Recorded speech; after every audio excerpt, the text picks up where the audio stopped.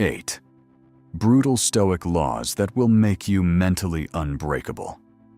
Most people will never be mentally strong, not because they lack talent, not because life was unfair to them, because they never learned the laws. The Stoics built mental strength the same way you build muscle, through deliberate, repeated effort under resistance, not through inspiration, not through motivation, through law. In the next 12 minutes, I'm going to give you the 8 laws they used. These are not motivational quotes. These are rules that, when applied consistently, will make you mentally unbreakable. Most people confuse motivation with mental strength. Motivation is a feeling. It comes and goes. Mental strength is a skill, built through practice, not through feelings. The Stoics understood this over 2,000 years ago. Here are the 8 laws. Law 1. Embrace discomfort deliberately. Seneca, one of the greatest Stoic philosophers, would voluntarily live in poverty for a few days each year. He ate the cheapest food. He wore the simplest clothes. He slept without comfort, not because he had to, because he chose to. He wrote, "Set aside a certain number of days, during which you shall be content with the scantiest and cheapest fare." Ask yourself, is this the condition that I feared? Most people spend their entire lives avoiding discomfort, and every time they choose the easier option, they become slightly weaker. The Stoics did the opposite.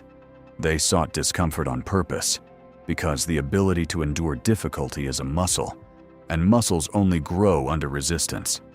Stop avoiding what is hard. Start choosing it. Take a cold shower. Do the difficult task first. Every act of voluntary discomfort builds the mental foundation that holds when life forces discomfort upon you. Law 2. Control. Only what is yours. Epictetus, born a slave and one of the most influential philosophers in history, built his entire teaching around one idea. Some things are in our control.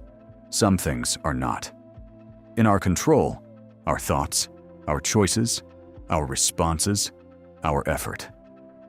Not in our control, what others think of us, the past, the outcome of our actions. Most people spend the majority of their mental energy on things outside their control. They worry about opinions. They replay conversations. They anticipate disasters that may never arrive. Every moment spent on the uncontrollable is a moment stolen from the controllable. The next time anxiety takes hold, ask yourself one question. Is this in my control? If yes, act. If no, release it.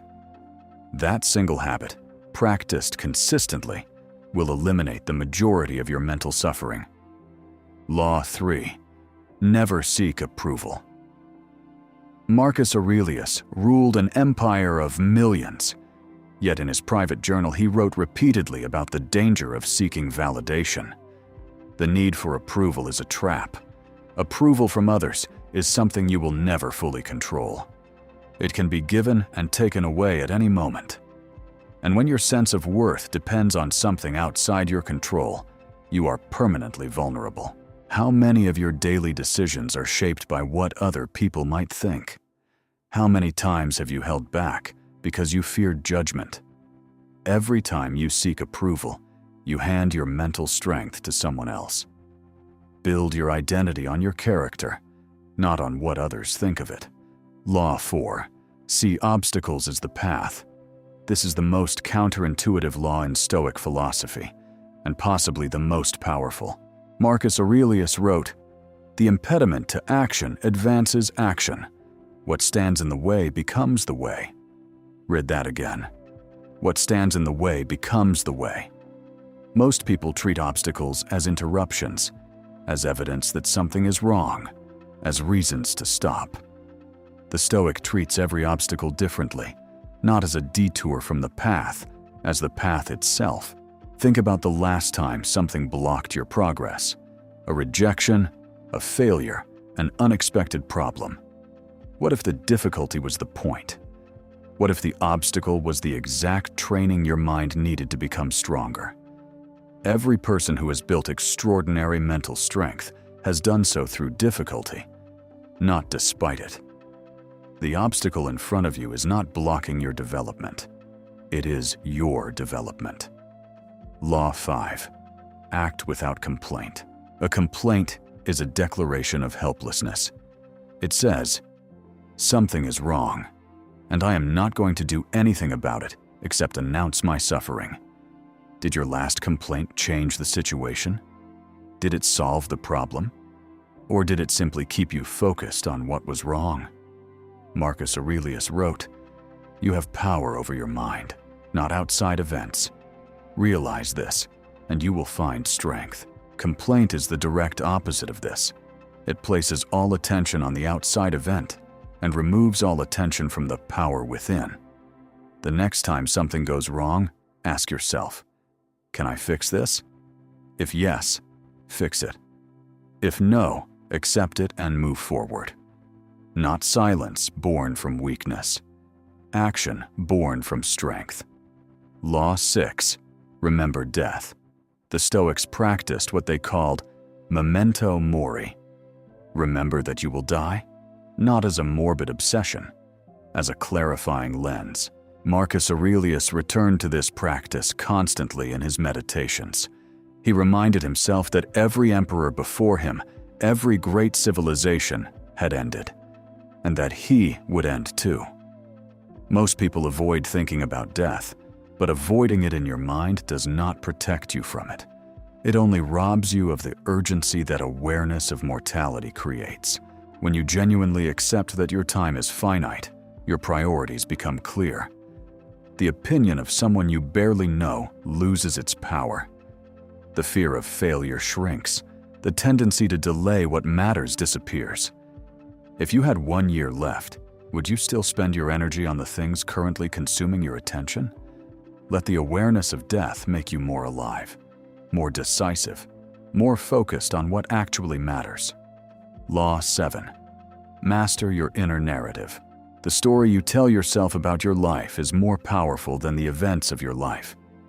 Two people can experience identical circumstances and reach completely opposite conclusions. One sees failure, the other sees growth. One becomes bitter, the other becomes stronger. The difference is never the event. The difference is always the narrative. Most people never question their inner narrative. They accept the first interpretation their mind offers. They believe the voice that says, "You are not enough," that things will not improve, that the effort is not worth it. That voice is not truth. It is habit. When the voice says you cannot, examine the evidence. When the voice says it is hopeless, challenge the assumption. You are the author of the story you tell yourself. Write it with intention. Law 8. Do the hard thing first. How you begin your day is how you build your character. Most people begin their day by checking their phone, by reacting before deciding. And in doing so, they hand the first and most valuable hours of their day to the world around them. Marcus Aurelius woke before dawn to write, to think, and to prepare his mind. Not because the palace required it, because his discipline required it. Every day, identify the hardest thing you need to do, and do it first. Not after email, not after coffee, not after you feel ready. First. Because the hard thing done first does two things simultaneously. It builds the evidence that you are someone who does hard things, and it makes everything that follows easier, because nothing in the rest of the day will be harder than what you already completed. Mental strength is not built in dramatic moments. It is built in the ordinary choice, repeated every day, to do what is difficult when it would be easier not to. These are the 8 laws. Embrace discomfort deliberately. Control only what is yours. Never seek approval. See obstacles as the path. Act without complaint. Remember death. Master your inner narrative. Do the hard thing first. None of these laws ask you to feel differently. They ask you to act differently. Mental strength is not a feeling. It is a practice. Built one decision at a time. One law applied at a time. Marcus Aurelius was not born unbreakable. He built himself into one through the daily, unglamorous, relentless application of these exact principles. You are not weak. You are untrained, and training can begin today. If this video helped you understand what it means to build a truly strong mind, subscribe to the Discipline Code. And if you want to go deeper, watch this next. How to control your emotions when everything falls apart. Because an unbreakable mind is not just strong, it is also calm. And learning to control your emotions is the next step toward mastering both.